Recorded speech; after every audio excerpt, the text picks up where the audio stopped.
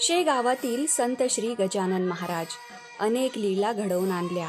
कधी कोणाचा अहंकार नष्ट केला, तर कधी प्रेमाने जनावराला आपल्या वशमध्ये केले. भक्तांचे दुःख दूर केले, भक्तास पांडुरंगाचे दर्शन घडवले, तर कधी मरणोन्मुख स्थितीतून भक्तांना बाहेर काढले.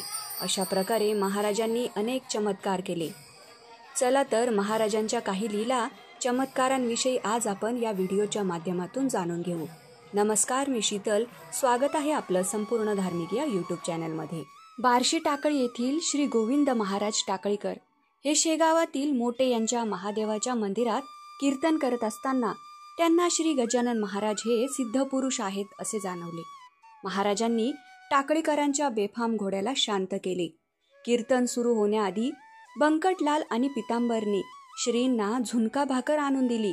त्यानंतर त्यांच्या आज्ञेवरून पितांबराने नाल्यात तुंबा बुडवून त्यांच्यासाठी पाणी आणले आणि आश्चर्य म्हणजे तुंब्यातील पाणी स्वच्छ झाले होते.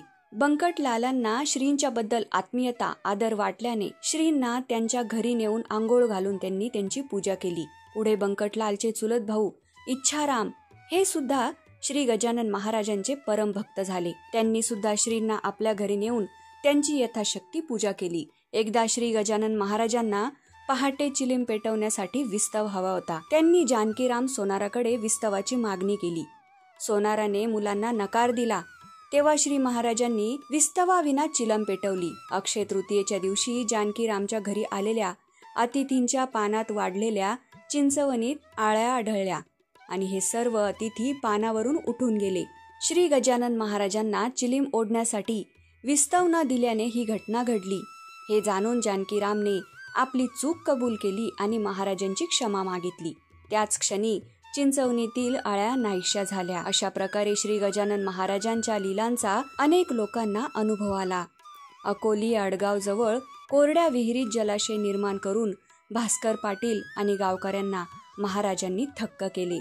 बंकटलालने कणसे खाण्यासाठी महाराजांना आणि काही गावकऱ्यांना मळ्यात नेले असता कणसे भाजवण्यासाठी आग पेटवल्यामुळे मधमाशा पोळ्यातून बाहेर पडल्या.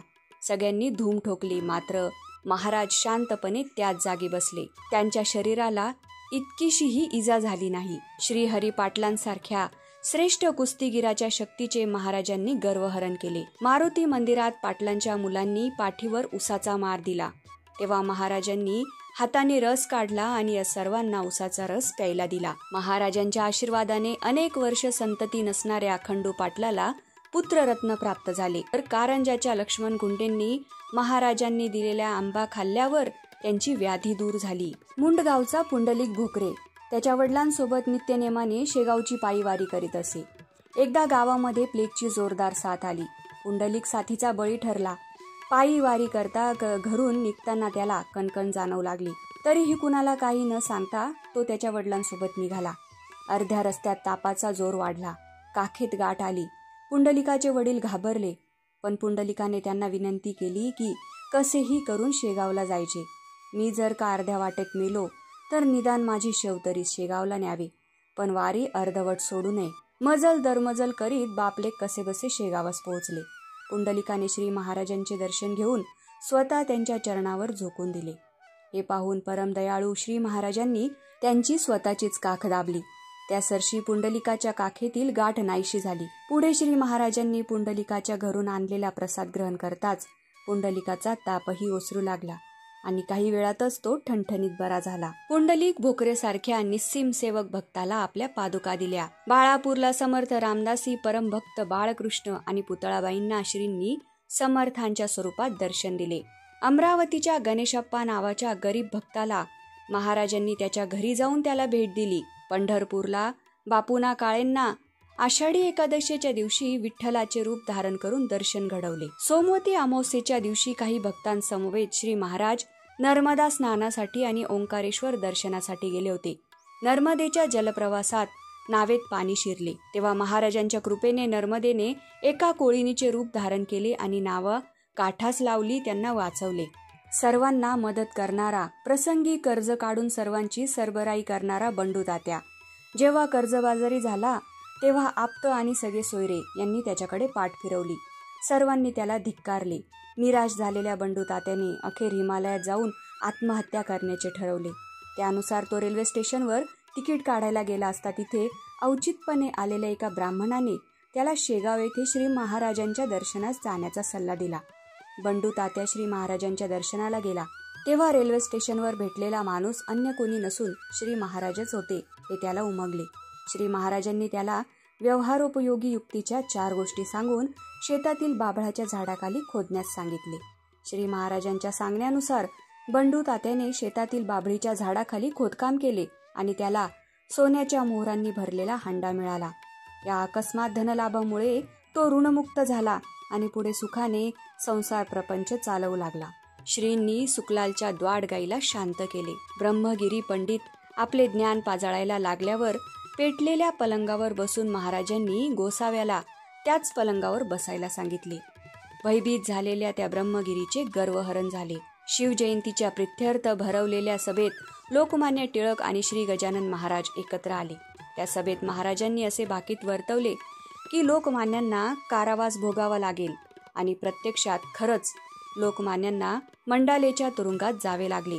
तिथे गीता रहस्य हा ग्रंथ त्यांनी लिहिला. शेगावात दुष्काळ सदृश्य परिस्थिती असल्याने सुरंग लावून विहिरी तयार करण्याचे काम सर्वत्र चालले होते.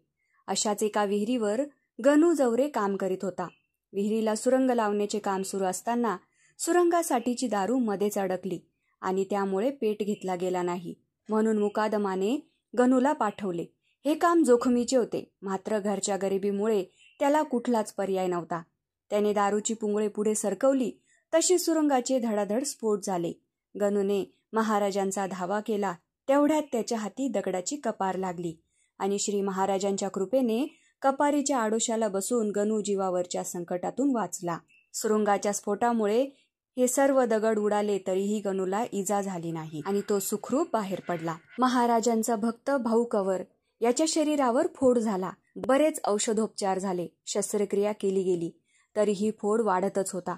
ठसठसणाऱ्या फोडामुळे असह्य त्रास झाला. भाऊ कवर तळमळू लागला. क्षणोक्षणी श्री महाराजांचा धावा करू लागला. एका रात्री श्री महाराज बैलगाडीतून गाडीवानाचा वेश धारण करून भाऊकडे आले. भाऊच्या बंधूंनी त्यांना घरात घेतले. तेव्हा आपल्या बंधूच्या फोडासाठी शेगावहून तीर्थ आणि अंगारा पाठवलाय असे श्री महाराजांनी सांगितले आणि तिथून लगेच निघूनही गेले. भाऊच्या बंधूंनी गाडीवानाचा शोध घेतला असता त्यांचा पत्ता लागला नाही. इथे भाऊच्या फोडावर अंगारा लावताच फोड फुटला. जखम पूर्णपणे बरी झाली आणि थोड्याच दिवसात भाऊ असह्य व्याधीतून कायमचा मुक्त झाला. पुढे तो शेगावास गेला असता श्री महाराजांनी तो गाडीवान आपणच होतो असे सूचित केले. भाऊ सद्गतीत झाला आणि वारंवार श्री महाराजांच्या चरणांस वंदन करू लागला. या सर्व घटनांव्यतिरिक्त कुष्ठरोग बरा होणे, भाकरी प्रसादाने महान कामगिरी होणे, स्त्रियांच्या डब्यातून रेल्वे प्रवास करणे, मृत कुत्रा जिवंत होणे या लीलांद्वारे महाराजांची थोरवी सर्वांना जाणवीत होती आणि ह्या सर्व लीला श्री गजानन विजय ग्रंथामध्ये दिलेल्या आहेत. गणगण गणात बोते असे भजन महाराज नेहमी करत, म्हणून लोक त्यांना श्री गजानन महाराज म्हणून संबोधू लागले. त्यांना लोक बहुमोल वस्त्रे, अलंकार, पैसा, खाद्यपदार्थ देत, पण ते तिथेच सोडून कुठेही निघून जात. दिगंबर वृत्तीचे महाराज, त्यांना खाण्याचेही भान नसे, कुठेही पडून राहत असत आणि कधी कुठेही मुक्तपणे संचार करत. असे हे शेगावीचे गजानन महाराज. मित्रांनो, व्हिडिओ आवडला असेल तर व्हिडिओला लाईक करा, शेअर करा आणि संपूर्ण धार्मिक या यूट्यूब चॅनलला सबस्क्राईब करा. धन्यवाद.